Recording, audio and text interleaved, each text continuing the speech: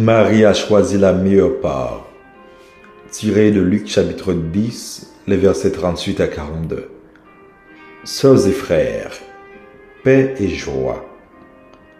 La liturgie de ce 16e dimanche ordinaire, nous invite à nous tourner vers le Seigneur au milieu de nos occupations et des aléas de la vie quotidienne. Comme Marthe, nous sommes souvent accaparés par de multiples occupations, surtout quand vous êtes mère célibataire ou femme responsable au foyer. Vous ne savez pas toujours où donner la tête. Avec le travail, les tâches domestiques, la famille avec ses joies, ses peines et ses défis, votre vie peut ressembler à un tourbillon. Le Christ nous invite à imiter Marie. Dans la prière, au pied du Seigneur, abreuvons-nous de ces paroles pleines de foi et d'espérance, dans un monde en souffrance et un pays abandonné au bord de l'abîme, Haïti. La péricope nous racontant la visite de Jésus à cette famille à Béthanie, c'est l'histoire de notre vie chrétienne qui se résume dans le visage d'un Dieu incarné par la figure d'une femme attentionnée et d'une femme hospitalière. Il s'agit aussi des deux pôles de la vie chrétienne, contemplatio et actio, contemplation et action. C'est donc à l'aune de ces dernières que nous pouvons évaluer notre vie de chrétien. Le premier pôle, action. Le visage de Marthe symbolise la vie chrétienne apostolique, une vie qui se dédie au service des autres, qui est marquée par l'action et le souci de plaire à Dieu par nos apostolats. En se donnant de la peine à tout préparer pour bien accueillir Jésus, elle a oublié l'essentiel. Le risque qui nous guette au quotidien dans notre vie chrétienne, c'est de ne plus avoir de place pour Dieu. En revanche, nous ne pouvons non plus ignorer que cette part est nécessaire. Nous sommes tenus de manifester envers l'étranger l'hospitalité, l'accueil. C'est l'une des meilleures manières de vivre l'amour chrétien. Et le Christ nous l'explicite en Matthieu 25, 40 puis 45. Amen, je vous le dis, chaque fois que vous l'avez fait à l'un de ces plus petits de mes frères, c'est à moi que vous l'avez fait. Chaque fois que vous ne l'avez pas fait à l'un de ces plus petits, c'est à moi que vous ne l'avez pas fait. N'est-ce pas un moment pour autant de méditer un peu sur la crise des migrants en Europe et l'accueil des réfugiés ukrainiens? Sommes-nous hospitalières envers tous?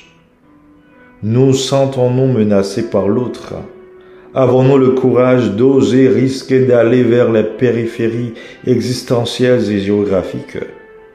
Quelle action sommes-nous prêts à oser devant les actes de barbarie, devant le mutisme des autorités haïtiennes, face à cette machine infernale de violence ayant emporté lâchement des citoyens de Cité Soleil d'ailleurs? Quelle réponse donner au banditisme organisé, au kidnapping?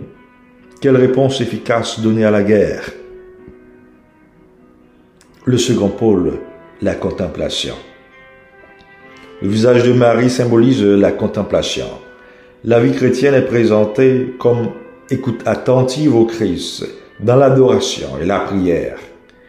Ce visage représente le Christ lui-même, complètement tourné vers son Père, attentif à sa volonté et à son projet salvifique. C'est donc le visage du Christ qui propose la révolution dans l'amour par le biais d'un évangile qui propose la paix, la réconciliation, la conscience de l'organisation et le sacrifice des intérêts mesquins et égoïstes. C'est encore le visage de l'Église synodale en compagnonnage avec le Christ, cheminant avec lui sur les routes humaines, attentive aux douleurs et aux misères, se faisant voix des sans-voix. Combien de cris en faudra-t-il après ceux du peuple et de nos pasteurs? Combien de prières? Le Christ avait tout reçu de son Père, dans le dialogue, dans l'attention et la prière. Dieu, aujourd'hui encore, veut nous révéler les desseins de son amour et nous offre son salut. Il suffit d'ouvrir nos cœurs pour l'accueillir, dans la prière et dans l'obéissance à sa volonté. Que notre monde et nos pays s'ouvrent à la loi d'amour pour que s'installe une nouvelle civilisation sans heurts, sans violence, sans insécurité. Elle n'est pas possible si nous ne nous mettons pas aux pieds du Seigneur, attentifs à sa parole. Sœurs et frères, cette péricope nous alerte sur le risque permanent qui nous guette de tomber dans l'activisme, de nous occuper de tout et de rien. Si nos cœurs et nos oreilles n'y sont pas, nous ne faisons rien d'efficace. Car c'est dans le dialogue d'un cœur qui parle et d'une oreille attentive que Dieu révèle les mystères de son amour. Cessons de mettre Dieu en dehors de notre vie et de nos décisions. Il faut que notre vie quotidienne soit aussi rythmée par la prière, des moments de cœur à cœur avec le transcendant.